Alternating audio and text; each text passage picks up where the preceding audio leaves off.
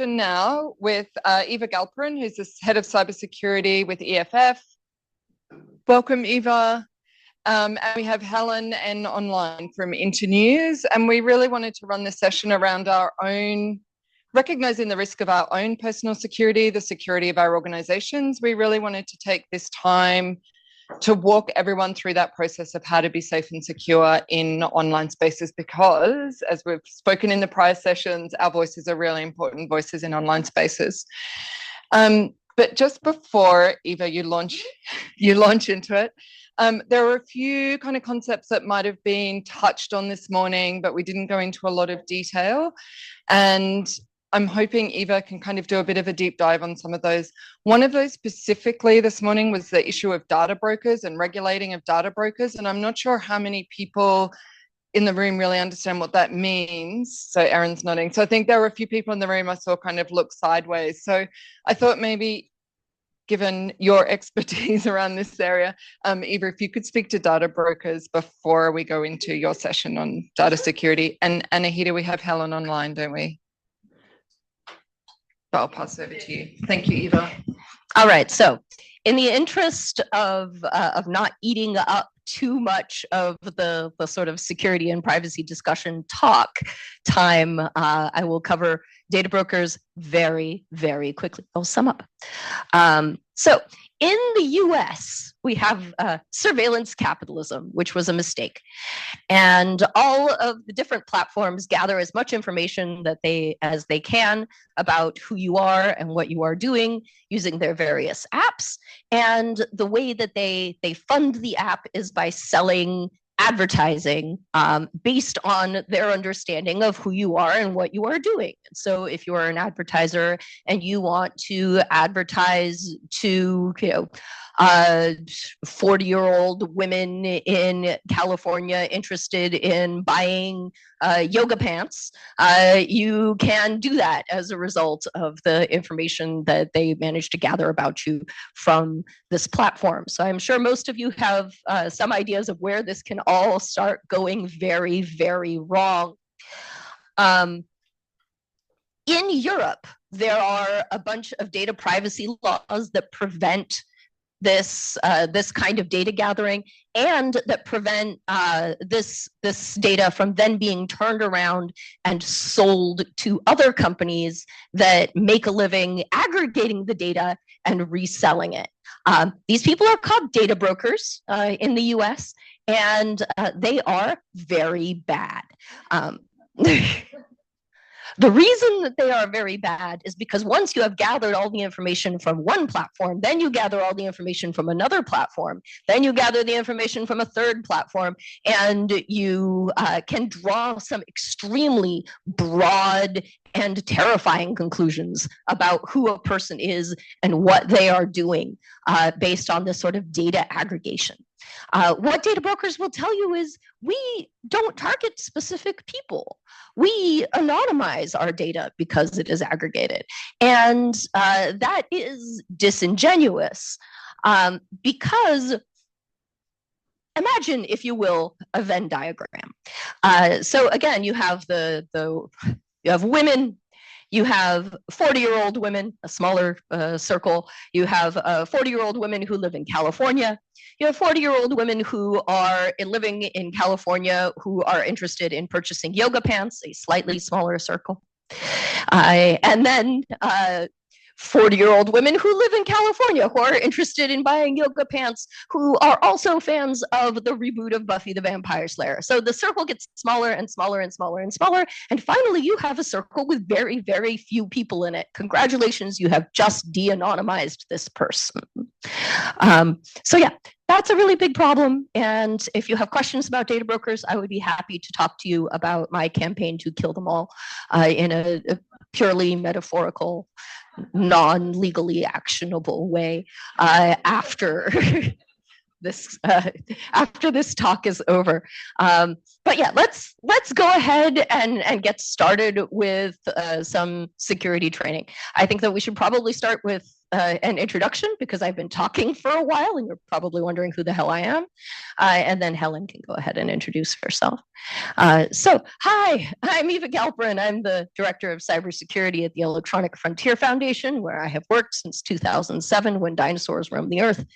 I have spent most of that time traveling around the world, helping people in vulnerable populations protect themselves against digital surveillance, often by authoritarian regimes, but also I am protecting journalists, activists, people in LGBTQ communities, and survivors of domestic abuse. And these are all people with very different concerns about what it is that they want to protect and who they want to protect it from. And that sometimes really gets overlooked in these sort of digital rights spaces. I will now turn it over to Helen. Hi, everybody. Hi, Eva. Yeah, I really hope that the sound isn't too bad. I'm joining you from Kampala in East Africa. And yeah, I'm happy to be here. My background is with education and helping, I guess, figure out what kind of content can make learning really usable, really easy, so that the tech, everything we have to learn about tech is, which sometimes can feel new, can also be something to have fun with and to explore. I also co-founded the Safe Sisters Fellowship Program, which is a digital literacy program that is currently being conducted all over the globe. And basically what we're trying to do is create a pool of trainers that can, in their communities, help people figure out what to do, how to stay safe, and kind of answer all the questions that come up during their activism. Over to you, Eva. All right, next slide. Okay, so the first thing that we need to talk about is threat modeling. Now, threat modeling is the words threat modeling are often thought of as kind of intimidating and like military speak. It's not. I totally stole this concept from software developers. The whole idea behind threat modeling is that trying to protect everything all the time from everybody is exhausting, and we shouldn't expect people to do it. This is simply not going to work. And so when we think about our digital privacy and security, we need to figure out what it is we're going to do, and we need to narrow it down in order to keep it manageable. So how do we do that? We do that by asking ourselves a series of questions. Next slide. And the questions are, what do I want to protect? How likely it is that I will need to protect it? Who do I want to protect it from? How much trouble am I willing to go through to try to prevent potential consequences? Words mean things. How bad are the consequences if I fail? And finally, who are my allies? Which I did not steal from software developers who have no allies. No friends. Weird. Next slide, please. So in order to understand this concept, we have a series of answers to these questions, which is, who do I want to protect? These are your assets. So some examples of things you might want to protect are your passwords, the money in your bank account, the photos on your phone, the messages also in your phone or on your laptop, your emails. These are all assets. Who do I want to protect my assets from? These are attackers. So you might want to protect your passwords from, like cyber criminals, hackers, people who are largely motivated just by getting a buck.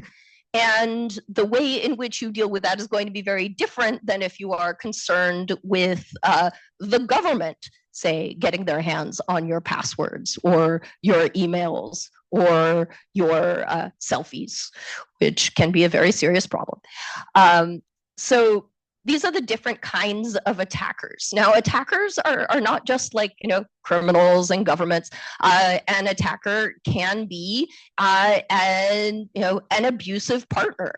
An attacker can be a member of your family or a harasser in like a stalker in your community. An attacker can be a lawyer showing up with a subpoena to a platform that you are using, demanding information about who a user is, for example. Or it could be law enforcement showing up with a warrant asking for the contents of communications. So these are all the different things that we need to think about. And then finally, what can the attackers do? These are the attackers' capabilities. The things that you can expect a sort of hacker criminal to do in order to get their hands on your information are going to be different from the kinds of things that you would expect from, say, a government. That's actually kind of not a fair distinction at this time. Aside from that, the government probably has more power in the sense that they have a greater ability to compel you to, say, hand over your device at a border. The capabilities of somebody with the money to hire a lawyer, especially if you're like in a domestic abuse situation, are very different from if your attacker is somebody who's just never going to see you in person and who doesn't actually know who you are. So these are the different kinds of capabilities that we need to think about. How likely am I to need to protect these assets, or how much trouble am I willing to go through in order to protect my assets? This is a discussion of your appetite for risk.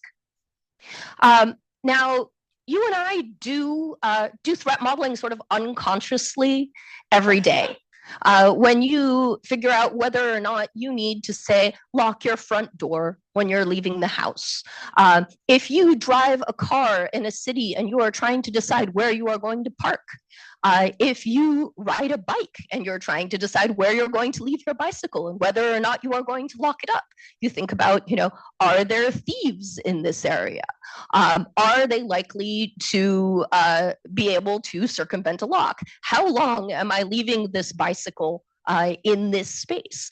When you are thinking about your car, you might want to think about the path to the car, whether or not things are well lit, whether or not you can expect somebody to attack or harass you on the way to the car at the hour you expect to be returning to your car.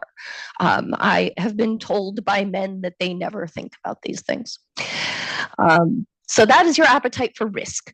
And the most important thing to understand about your appetite for risk is that your appetite for risk can vary from day to day. That there are going to be times when you're just like, I will just park on the corner and it will be fine. I'm just going to leave my bike here and it's going to be fine. And also that your view of a risk may change. For example, if you have a bad breakup, and suddenly that person that you trusted with all of your passwords and the keys to your house is potentially a person with ill intent. That is a very serious change in your appetite for risk regarding that attacker. And then finally, we should think about our resources, our allies. One of the sort of most heartening things about digital security is that you don't have to do it alone. This is a team sport. And when we protect ourselves, we also protect each other. We're going to talk a little bit further down the line about harassment online. And that's really one of the areas in which it's extremely useful to have a buddy, just to have someone else that you can talk to who will read your messages for you, who will, sort of fling themselves in the path of this horrible thing so that you do not have to waste your time on it. And when it comes to implementing some of the suggestions that I am going to be making, I also recommend that you pull on other people as part of your community and your resources.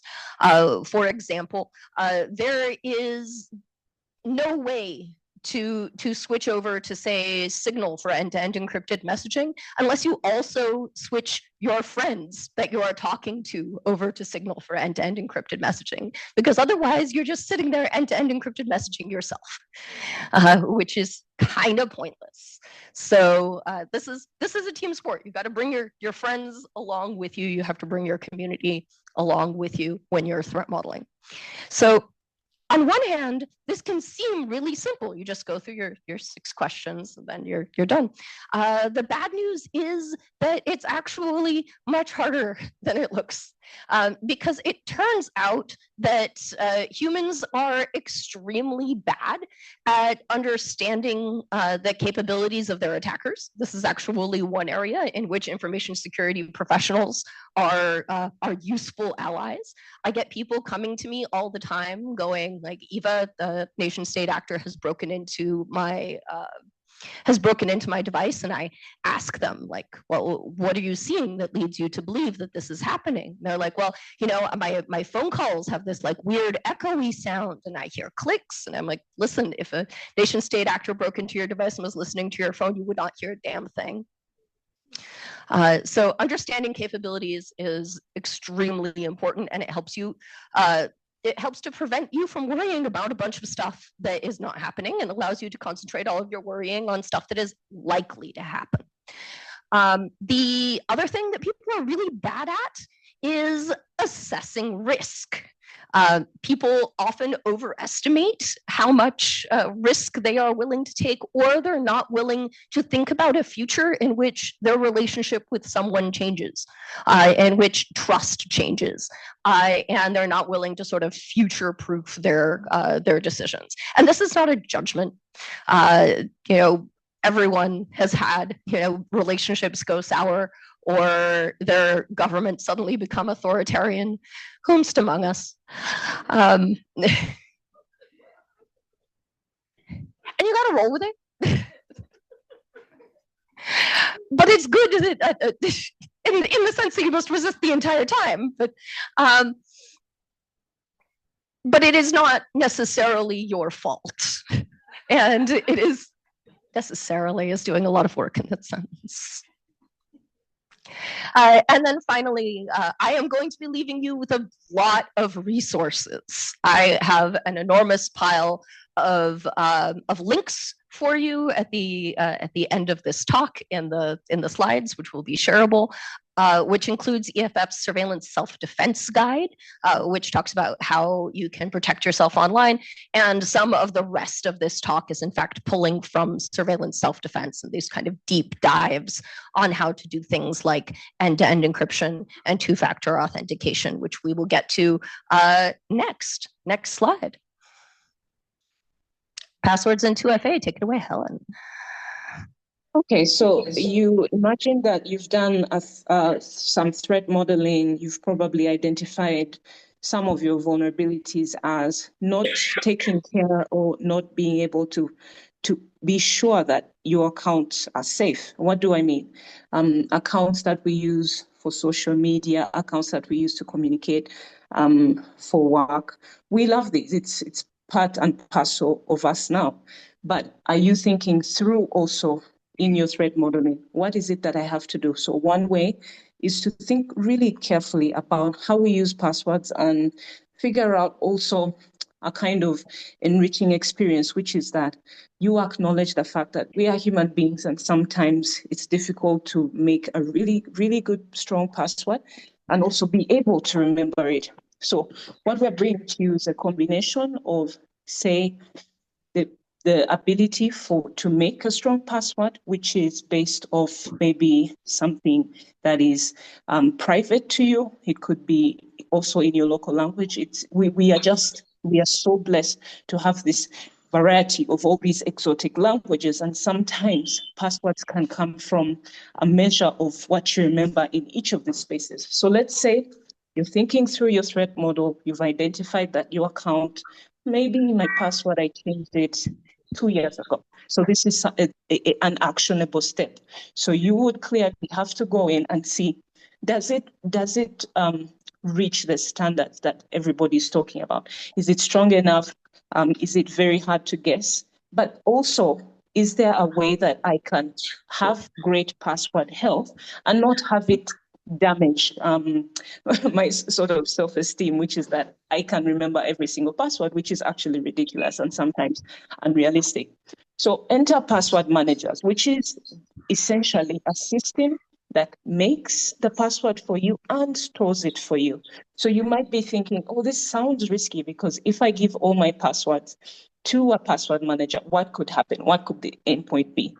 So in that case, looking at password managers as a service that is provided by a company or group of stakeholders, and that sometimes it's also good to think about the digital safety tools as a foundation and try and find out what's the inspiration? Who makes this? Is it an open source tool? What I mean is, can I actually look at how it's made and how it's progressing? Do I have a right to do that?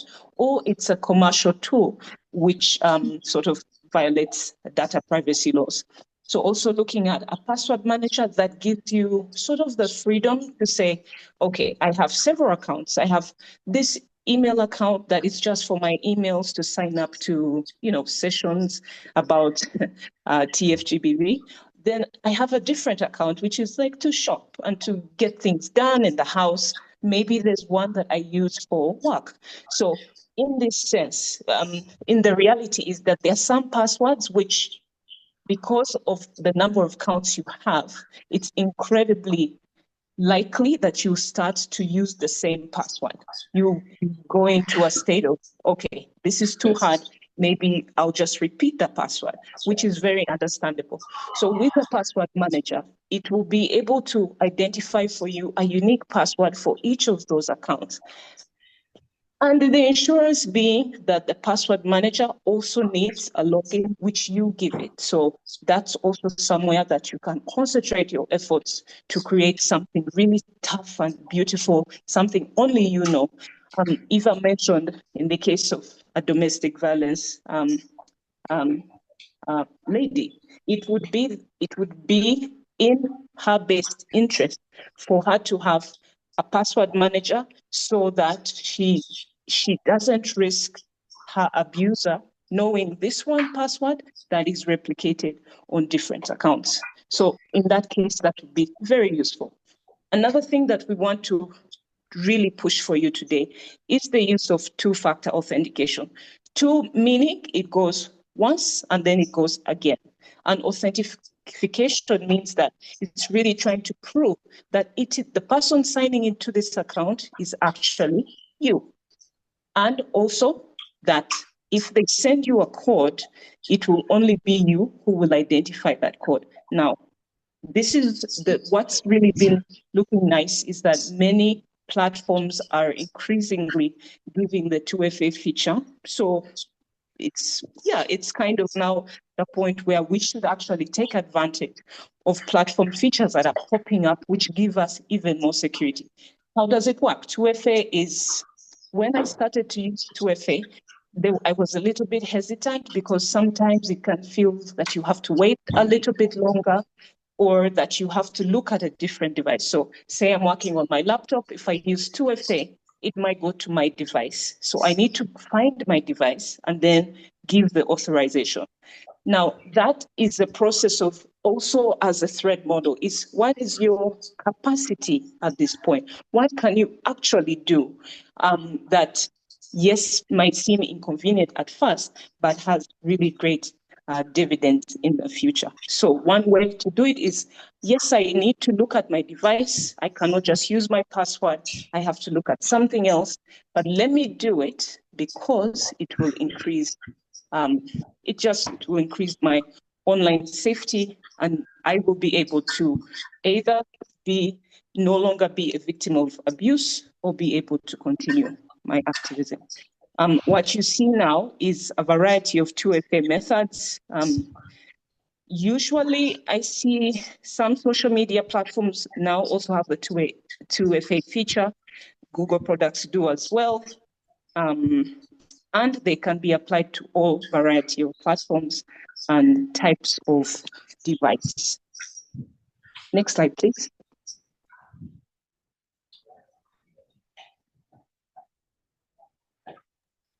So just a reminder to do these, to have these considerations, especially if you're working as a team. So I want to draw your attention to the considerations for shared accounts. So it might be the case that you have to use a shared device. You might be working in the field, say 3 or 2 people are actually sharing a laptop to get their work done. So in that case, how can 2FA be used so that it's not an inconvenience and everybody can sort of get into the accounts that they need to, and they have a permission to go through. So some of the considerations, if somebody has left, I will give you the case as is in the world now, which is the turnover, the amount of turnover that has happened in the last 2 months. So if it's the case that you become an account admin, how many people know that password? How many people actually know how to sign into that account? And if I can identify, what should I do? Should I change the password? Should I use a password manager? What should I do? It's asking those questions and trying to find answers. I will leave you with a password manager that we really think is doing great things in terms of that they offer free plan, that there's a strong security, and also that even if it generates a password for you, it can also do autofill, which makes the logging a little bit quicker every time you have to go to an account. The community is great. It's an open source tool. That means it's open to the public. Strong community of users that are dedicated, just like EVA and the EFF, that are dedicated to continuously review and improve its security. So if you had to pick one, have a look at this one. Over to you. Next slide. Just to be clear, the password manager that I think there was, maybe there should have been a slide. Anyway, the password manager in question is Bitwarden, Bitwarden. I like it. If you are doing activism that involves, this, again, several people, a community perhaps, it is usually a better idea to go ahead, spring the money, get an organizational account, so that if you have a bunch of people who are out in the field sharing devices, or sharing phones or sharing accounts or laptops, that makes it a lot easier to sort of lock down the account while also having multiple people have access to the account. And it makes it a lot easier for the admin to simply lock a person out once they are no longer involved in the organization, which is also, there's sort of parallels to domestic abuse issues there. So I strongly recommend organizational accounts.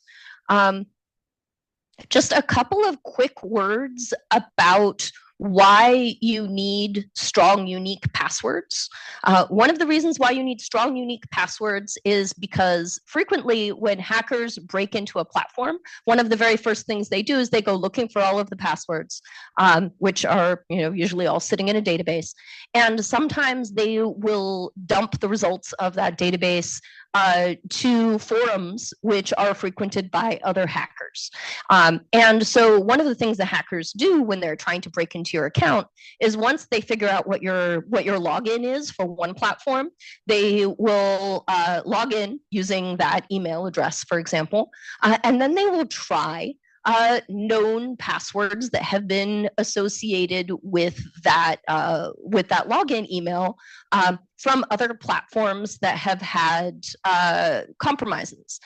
One of the ways in which you can check to see whether or not your email has been associated with a data leak like this is to go to Have I Been Pwned? I understand that many people think that this just sounds like some sort of hacksaw website. It is, but it's perfectly safe. Very nice man named Troy Hunt runs it, and it is called Have I Been Pwned?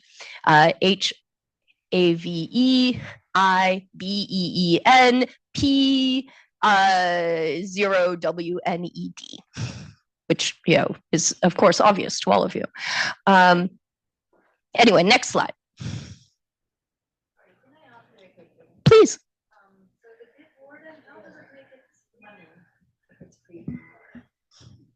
Bitwarden has a free tier. So there is a way that you can use Bitwarden and not pay any money. And then there are a bunch of additional things that additional services that they provide that you can pay money for.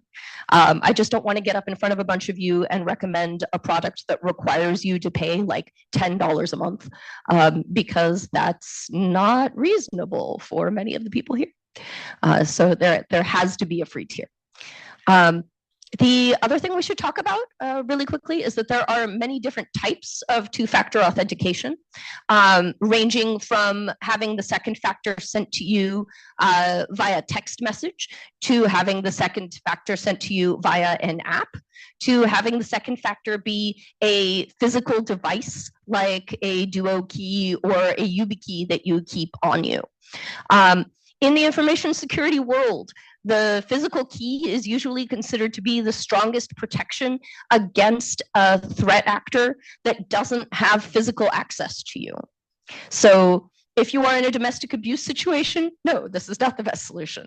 But if you are worried about like hackers and criminals, or a government that's not actually going to seize your key when you're, say, crossing a border, then this is the best way to lock down an account. The next best way is by using an authentication app. Many of the password managers also have an authentication app built in, but usually at like a higher premium level, so you do actually have to pay for that. There is a free authentication app made by, unfortunately, Google, and it is called Google Authenticator. There's also an authentication app called Authy, which is also free. So next, apps, and then the next, probably the most iffy version of two-factor authentication is the text message. And the reason why the text message is it is better than nothing, because if somebody has your password, they still can't break into your account without getting this text message. But if your threat model includes a government that has control over your infrastructure, they can read those text messages potentially. So that is not safe. And also, if you are in a situation where your second factor of authentication involves a text message, and your text messages come up on the screen of your phone, that is also potentially unsafe if you're in a domestic abuse situation and somebody can just see your second factor of authentication by sitting next to you. So that's just a quick little overview of why you should do it that way. Next slide, please. Helen, do you want to talk about WhatsApp and Signal? Did we get the results from the poll? Just want to check. I didn't see the poll. We had a plan. Okay. All right. Tell me about this poll and what we have learned. While I was talking, we did research. So the poll was, which of the following, maybe we can go back a slide. Yeah. Which of the following actions can help protect your personal information online? You can see all the answers there. So if you think it's one, put your hand up. Number two. Number three. And number four. Well done. Everyone online also got it correct. Check you out, you geniuses. So now we can talk a little bit about end-to-end encrypted messaging and why that is important. Helen, are you taking this part or shall I? Yeah, end-to-end is great. It shows that only the sender and the recipient can receive the messages, which is also important, especially if you're, I guess, in a position where you don't want that information to be known by outside parties. So yeah, you're preventing intermediaries. Sometimes it could be even your service provider from accessing the content. It's also built on open source software, which we've been talking about. So that kind of transparency in how the code is built, it allows for people in the community to just do like an audit of it and see, does it really work? Is it truly end to end? There are some platforms that now have end-to-end encryption.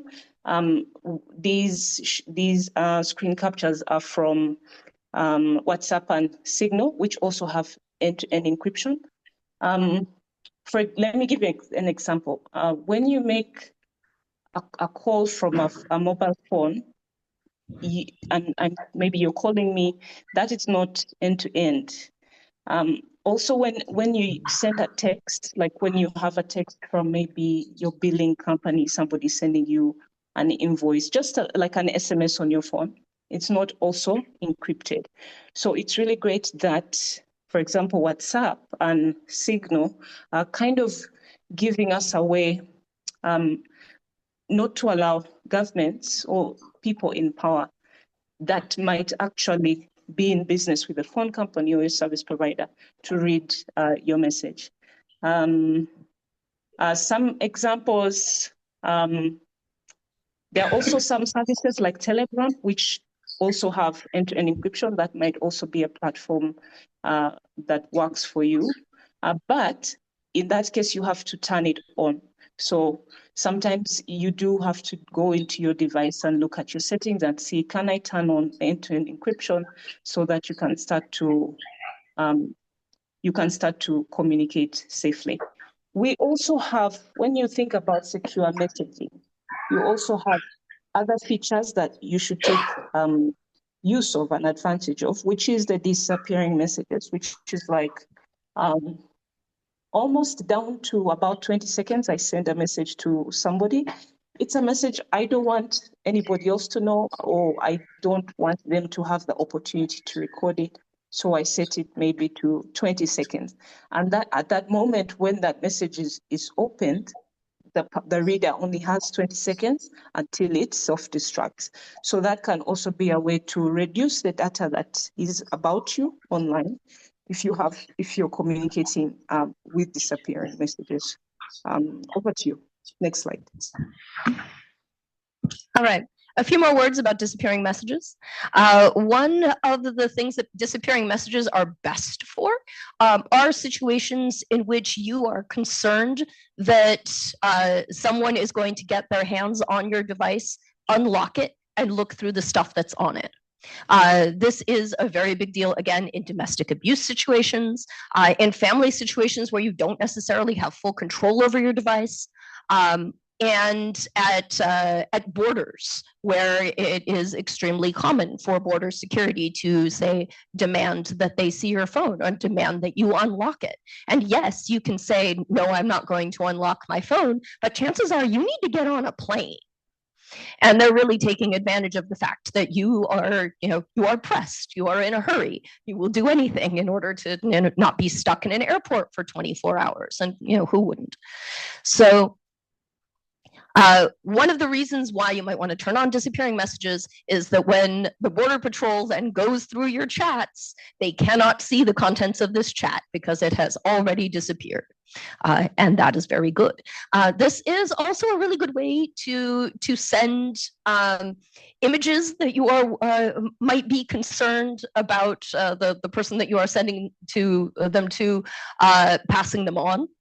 Having a fairly short time to live on them, and using disappearing messages is a good way to sort of address that particular threat model, because the sort of person that you might want to send images to right now might not be someone that you're comfortable with have access to those images.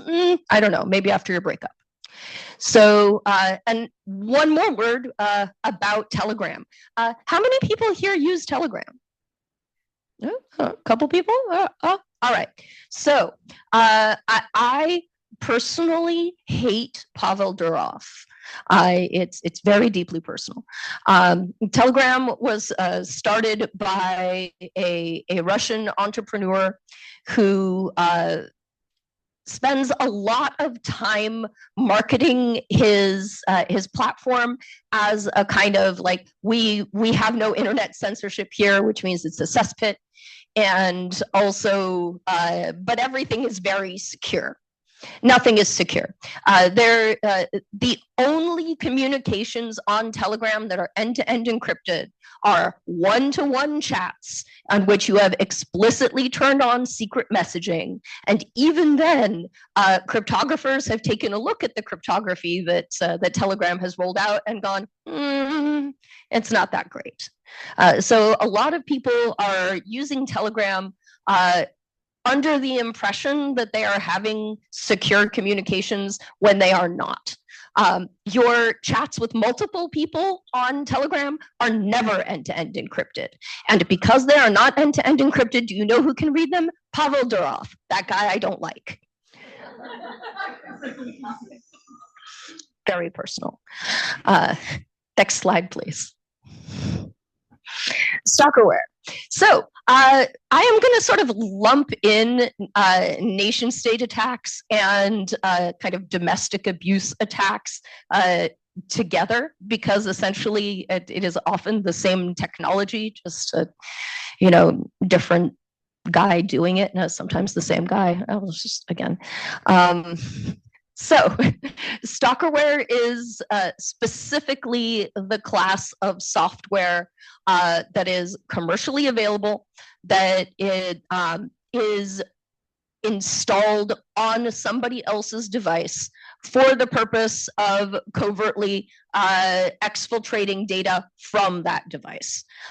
There are many different kinds of apps that are sold as kind of like parenting apps, monitor your teen, monitor your senile granny.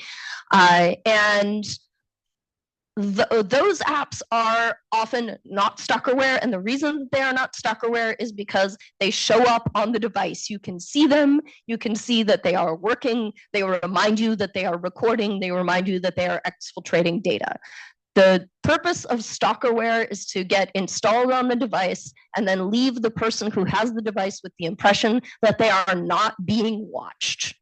That is what makes it bad. It is designed specifically to circumvent consent.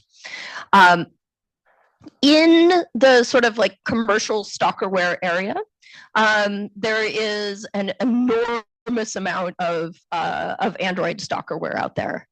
Most stalkerware is designed to work on Android devices, and the way that it works is that your stalker goes to a website, downloads a file, they go to a website, they start an account, they pay some money. Then they are given a website, a web address that contains a file. Then they grab your phone in like 5 minutes that you're not looking, unlock it if it is locked, which in many domestic abuse situations, it is either not locked or they know the passcode.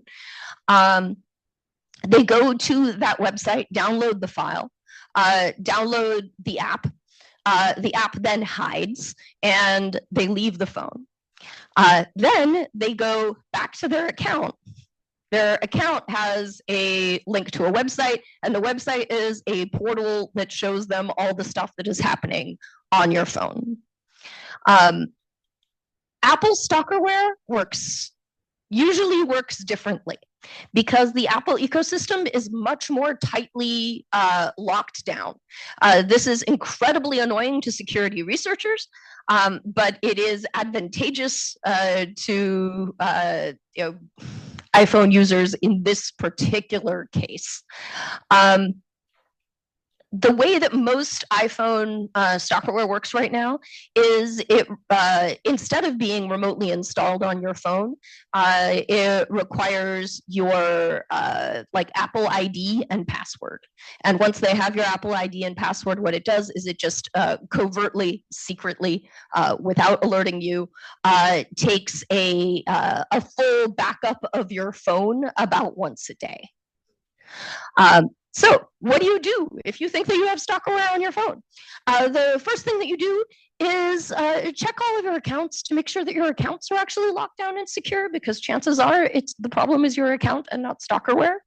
The second thing is to, if you have an Android, to run antivirus software to scan for the stalkerware.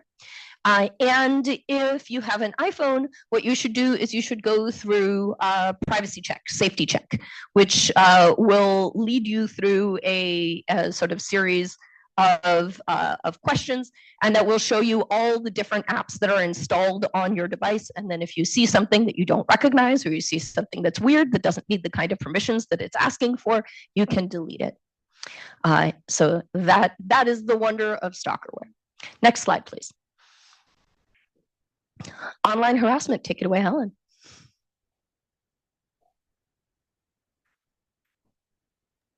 Helen, can you hear us? Yeah, actually thought you were about to do this. What I will do is talk about the simulation. Okay. So online harassment, if you go to the next slide, please, is something to think about at a community level and the impact that it's having on individuals, and what can we do? What can we realistically do? There's more internet users, there's more perpetrators of online violence. It's changing, it's varying in different forms.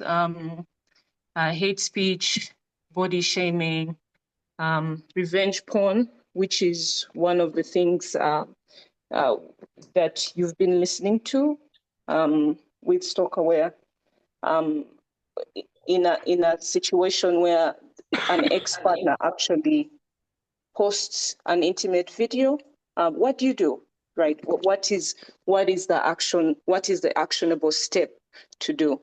So here is a simulation that was developed by the Association for Progressive Communications, and the premise of the simulation is to think about a scenario. So you're given a scenario.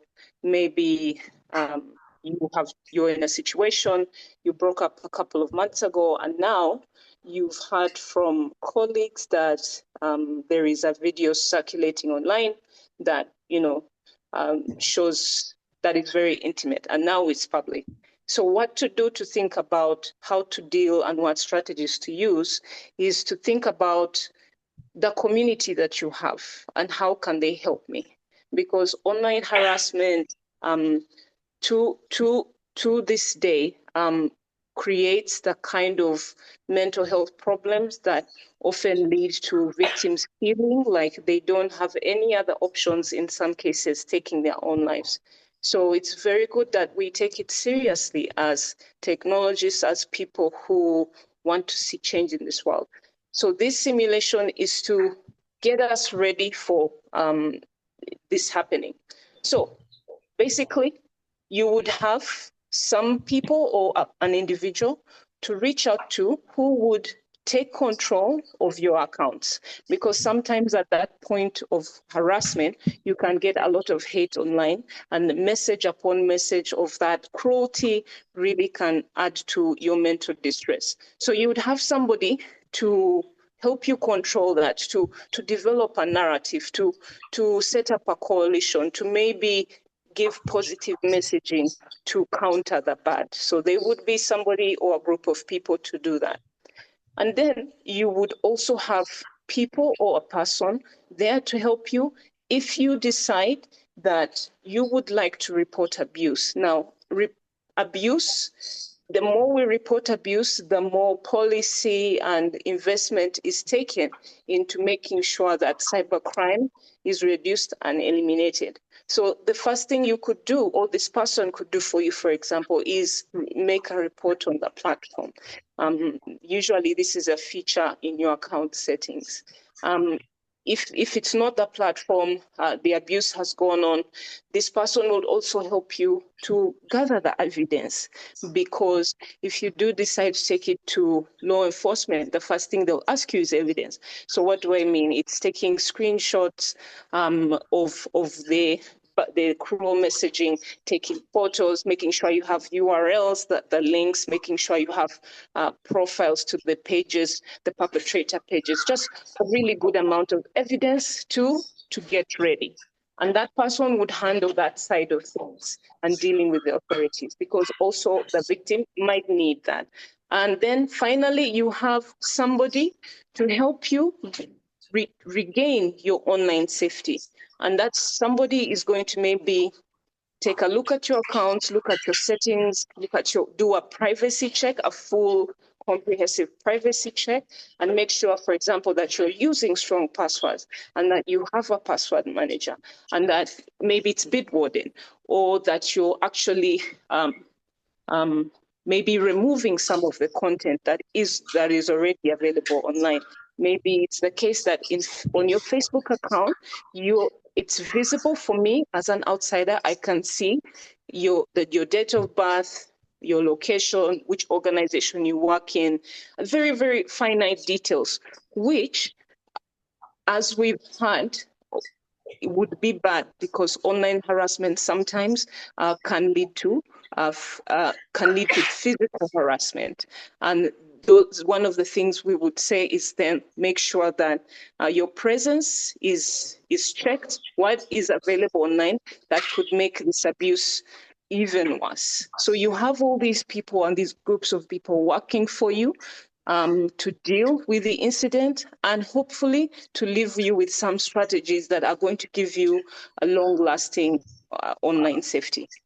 Over to you, Eva. Sure. So I have just a couple of things to add. One of which is that the ways in which online harassment crosses over from the internet into real lives is often very different depending on the context in which we exist. If I, on the internet, as a woman who works in information security, get a message from a random person saying that he is going to come to my house and rape me, the chances that he's going to come to my house and rape me are actually fairly low. Whereas if I am a woman in, say, Pakistan, the chances that this is going to happen are remarkably higher. And one of the big problems that we have had in dealing with platforms is that they have the same policy for this kind of threat against me as they have for a woman in Pakistan. And we are taking extremely different risks for things that look exactly the same on the outside. The second thing has to do with non-consensual, with image-based abuse. I had a case earlier this year in which a gay journalist in the Middle East came to me and said, I got hacked by a guy on Grindr who broke into my phone and grabbed a bunch of my nudes and is now saying that I need to pay him money or else he's going to send them to everybody in my contacts list. And of course, like the first thing he's like, I see your mom is on here. And he felt tremendous shame.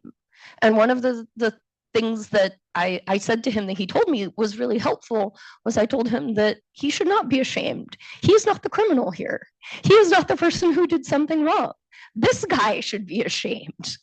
And one of the most isolating things about being a victim of image-based abuse or of harassment is the feeling that it is somehow your fault.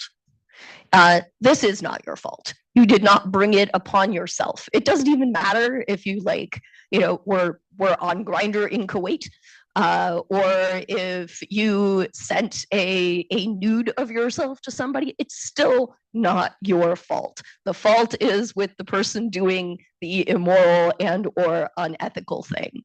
And one of the ways I think in which we can really change the way in which we approach this problem is by changing the culture and really combating this this culture of shame, so that when somebody does something like this, the other, presumably men in the room go, what the hell is wrong with you? What makes you think that this kind of behavior is okay? There is no, she asked for it. No one asked for it. This sort of thing is not all right. And people frequently ask me, what are the technical things that I can do to prevent this? And things like disappearing messages do help. But fundamentally, you are not going to be able to technology your way out of a social problem. And this is a social problem, and the social problem is misogyny. I don't know if we have any time left for questions, because I think we've hit time.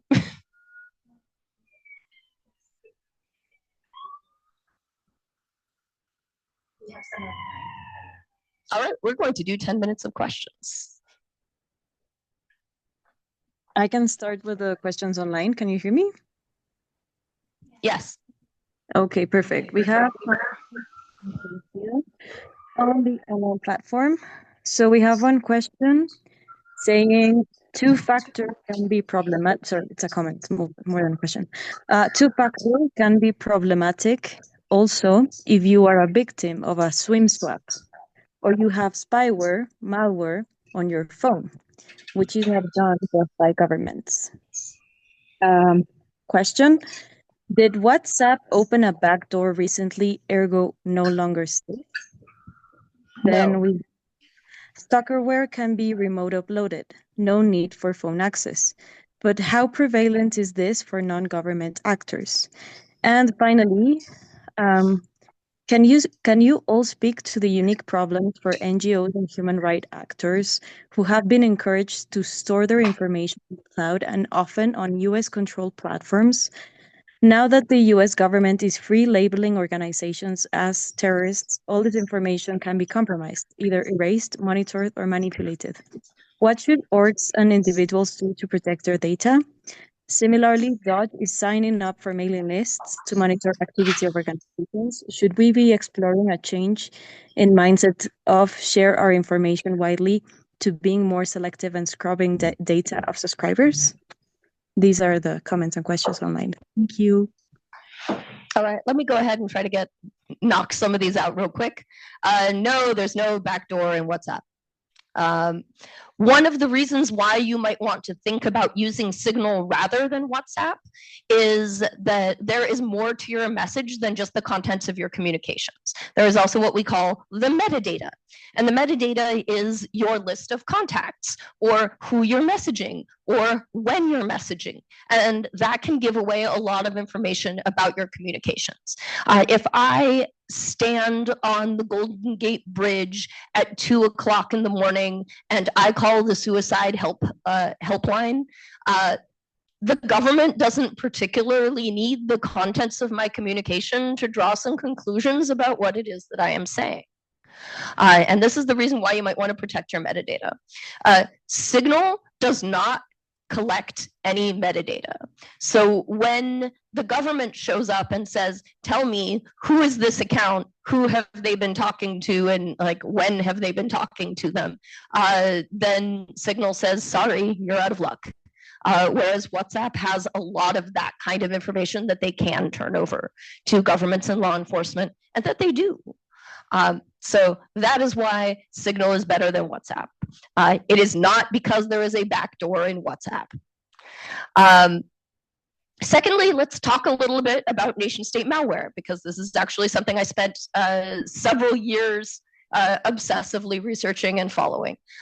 Yes, there is an entire class of malware which is available only to governments, which can be remotely installed on your phone, regardless of what kind of phone you have. It usually makes use of what are called zero-day vulnerabilities.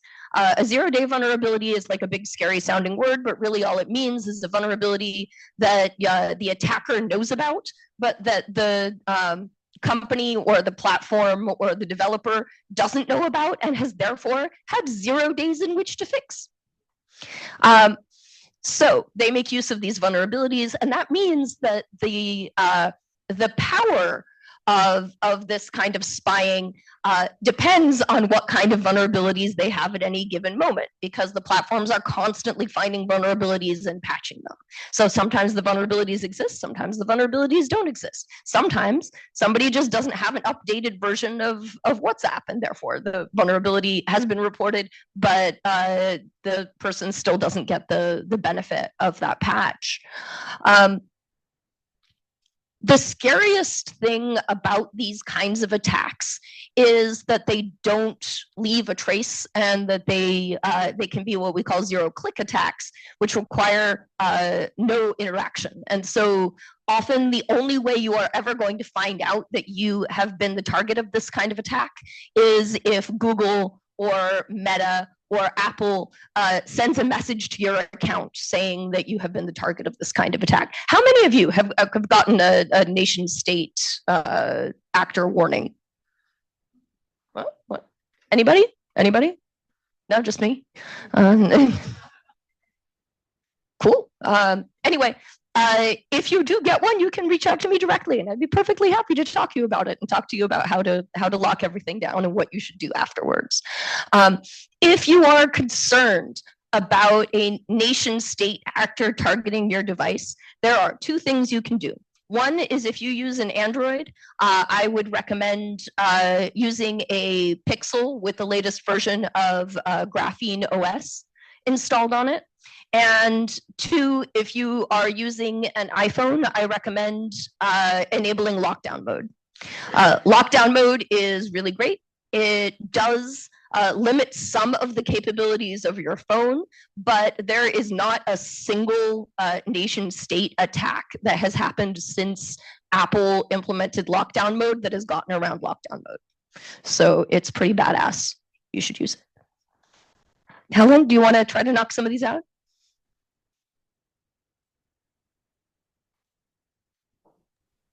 Yeah, I mean, maybe the SMS-based TFA question. So obviously, when you have the issue that you're not with your device, or your device has been captured, or in the case of SIM-swap, I think that practically speaking, SMS-based type of 2FA, as Eva said, we are glad that it's there, but there's definitely better ways of having a two-factor authentication, and also like being open to trying new things and seeing why those things were developed. For example, this new form of 2FA, newish, called passkeys and hardware keys, which were also mentioned, and this is also kind of everyday scientists improving on how to authenticate messages between two users, and also guaranteeing the usability of it and also making it convenient. So, for example, in the case of passkeys, the 2FA is done when you unlock your device. So it's as if your device wasn't closed, and then the actual authentication to open the account is just you, say, inputting your PIN or drawing the design that makes your pattern to open the device. So yeah, those are kind of the cons of using SMS-based codes. I think we also have a poll question.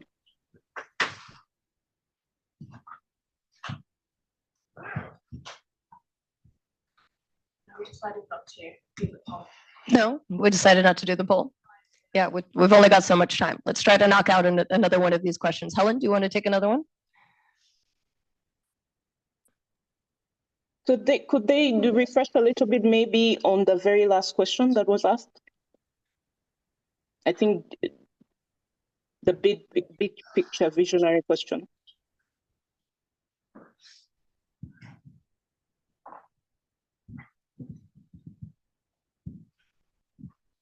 Sorry, which question was that, Helen? So as you was lining up the questions, could you repeat the very last one that you had for us, please? The one online about Dodge and and NGOs? Yeah. Okay. Again, can you all speak to the unique problems for NGOs and human rights actors who have been encouraged to store their information on the cloud and often on US-controlled platforms? Now that the US government is freely labeling organizations as terrorists, all this information can be compromised, either erased, monitored, or manipulated. What should organizations and individuals do to protect their data? Similarly, Dodge is signing up for mailing lists to monitor activity of organizations. Should we be exploring a change in mindset of share our information widely to being more selective and scrubbing data of subscribers? I'll take the first one, Eva, and pass it on to you. So I think definitely it's a good point to look into other available web hosting options, and also maybe hosting on remote servers.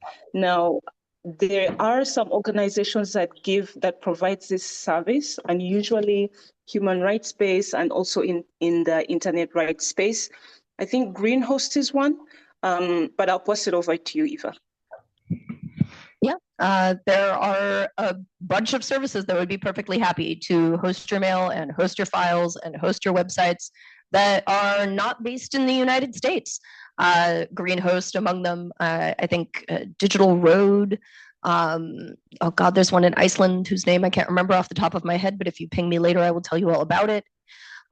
So yeah, these services exist. You might want to start migrating off of the US-based services.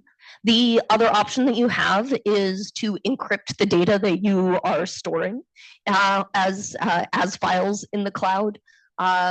So if you do a full encrypted backup of your phone, for example, unless you're in the UK where they no longer make that available because of their extremely stupid laws. So yeah, if the file that you are storing in the cloud is encrypted using strong encryption, then even when governments show up with a warrant or a subpoena for the contents of the file, there's only so much that the government can or that the platform can hand over.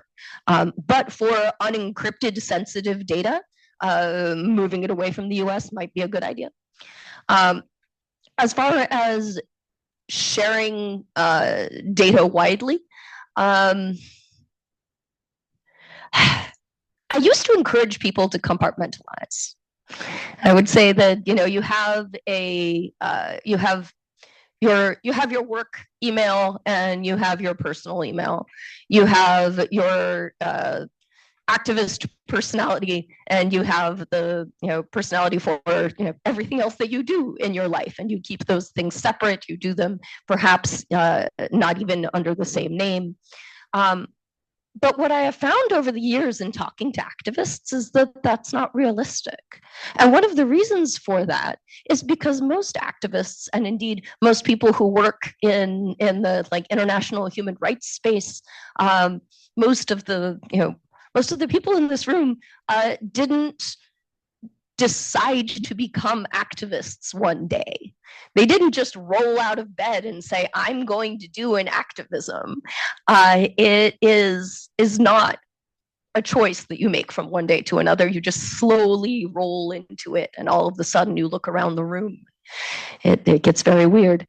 And because of that, our identities are often very jumbled. I think that if you are going to start doing things that are high risk, that it would be a very good idea to compartmentalize that into a whole nother persona. But that is really only if you're doing stuff that you are worried the government will suddenly take an interest in. And there are ways to do that, and come see me after class. I would be perfectly happy to talk to you about how to do that kind of compartmentalization. But it can be really complicated. And one of the ways in which we see that it's very hard to do has actually been in the unmasking of various people who are working for Doge. Wired has done really great work on this, in which they have been able to sort of deduce who is working at the organization, and also to find various like X and Twitter accounts and Reddit accounts and things that have been associated with them, and then to find all of the terrible Nazi opinions that they have posted over the years and over the last few months, which are apparently not enough to get you fired from Doge, possibly the reason they got hired at Doge in the first place. So just having an anonymous account or a pseudonymous account is sometimes not enough. You have to be really careful about what it is that you are saying using that account.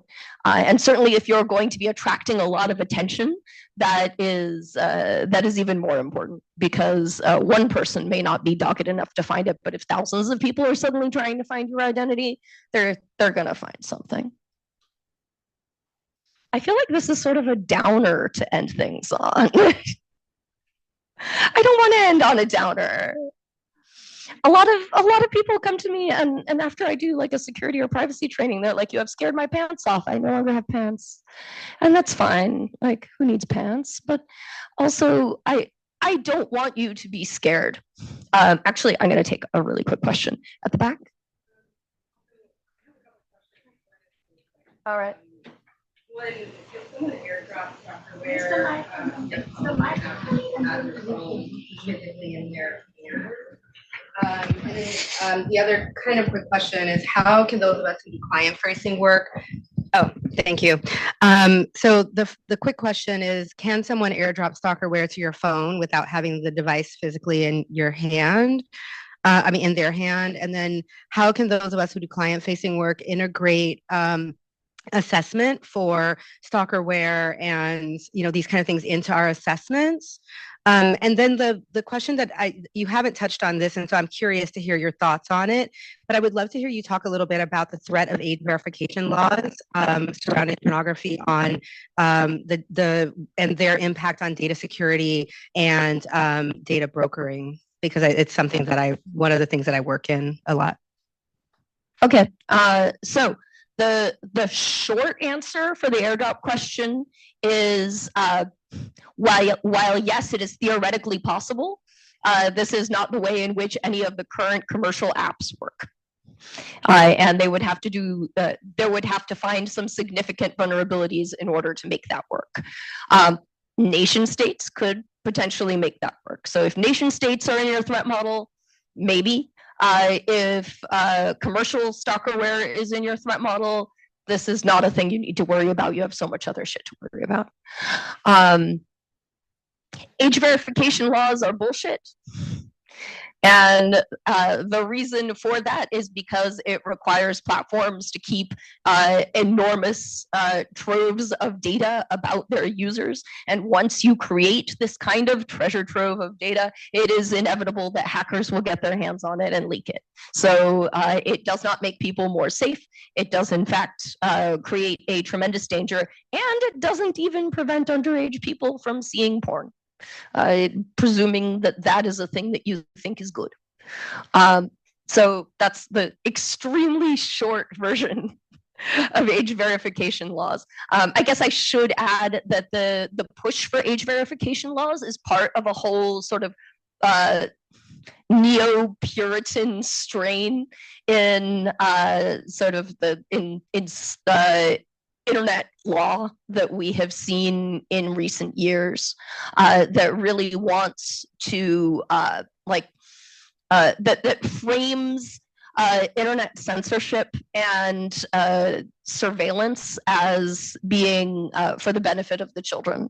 And one of the things that it does is not only does this really limit children's ability to get like accurate healthcare information online, but it also is designed to frame all LGBTQ content as sexual. So this is really just a way of coming after LGBTQ people while pretending that you care about children's safety, and it attacks LGBTQ people and also does not make it safer. And also, porn is fine, really. Yes. Services like Delete Me, good, bad, cheaper options? Question. Easy opt-outs.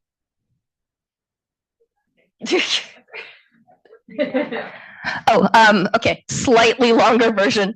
Okay, so we talked about data brokers at the top of the hour, and there are companies that will use some of the strong data privacy laws in some US states to request that various data brokers remove your name and the data that they have about you from their databases. Many data brokers actually do respond to these requests, which is good because they're required to do so by law. The big problem is that it's an eternal cat and mouse game. So they get the information about you, they scrub the information from the database, then the database repopulates and the information is there again. So there is no data broker takedown site that works 100%.